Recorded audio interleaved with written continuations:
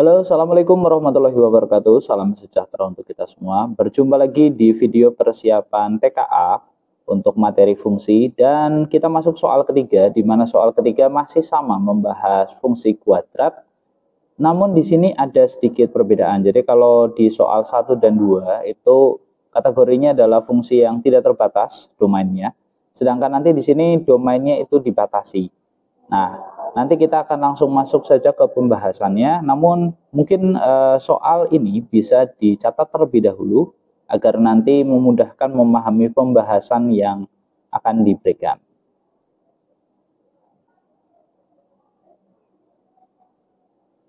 Oke, terima kasih karena sudah mencatat soalnya. Kemudian langsung saja kita masuk ke pembahasan soal ketiga untuk materi fungsi.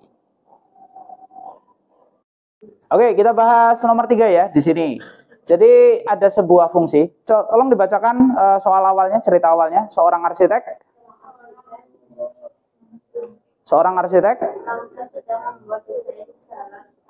Oke, jalan setapak. Jalur setapak ini digambarkan dengan grafik berikut. Oke, jadi ini adalah jalan setapak di kota, gitu ya. Bentuknya seperti ini. Digambarkan dengan bentuk seperti ini. Nah, kalau nomor 1, 2 tadi kita membahas bahwa dia adalah fungsi yang tidak terbatas, gitu ya. Jadi fungsinya terus diperpanjang sampai tidak terbatas. Sedangkan dalam soal nomor 3 ini kita diberikan sebuah model berupa fungsi terbatas. Jadi fungsinya itu hanya dari sini sampai sini, gitu loh. Jadi dia tidak sampai ke atas sana. Nah, pada hal ini berarti nanti kita harus membatasi domain.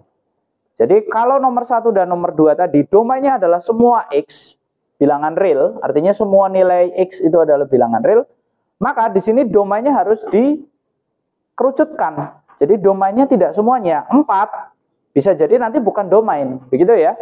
Jadi kalau kita mengatakan domainnya seluruh bilangan real itu justru malah salah. Nah, jadi karena ini adalah fungsi yang terbatas. Oke, nah karena di sini fungsi terbatas, maka kita coba lihat batas untuk domainnya dari mana saja. Nah, kita lihat yang memiliki pasangan dalam sebuah garis itu dari mana saja. Min 2 punya nggak? Tidak. Min 1? Punya. 0? Punya. Nah, 0 ini kan di sini berarti ada pasangannya ya? 1? Ada. 2? Ada.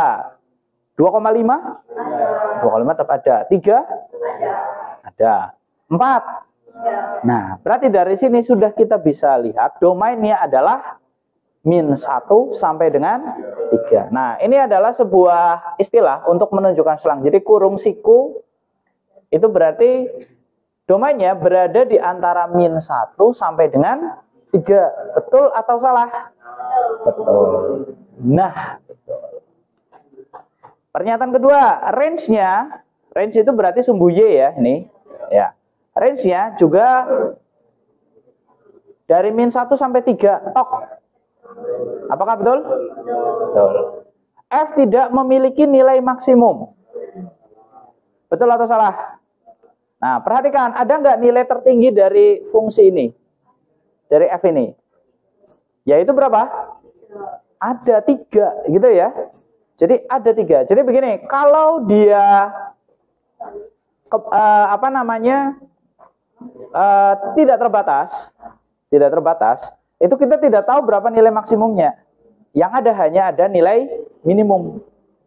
Tapi kalau bentuknya terbatas seperti ini, berarti ya tetap kita bisa tahu ujungnya ada di mana. Nah, bisa kita lihat ujungnya di sini adalah 3. Berarti itulah nilai maksimumnya. Jadi pernyataan ketiga yang mengatakan F tidak memiliki nilai maksimum itu adalah salah. Begitu ya. Kecuali dia fungsinya fungsi yang tidak terbatas seperti nomor 1 dan nomor 2 tadi. Yang terus ke atas. Nah, cara nilai maksimumnya berapa ya nggak tahu. Karena dia terus memanjang ke atas.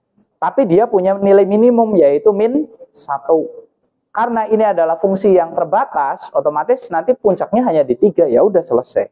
Dan itu yang disebut sebagai nilai maksimum. Oke?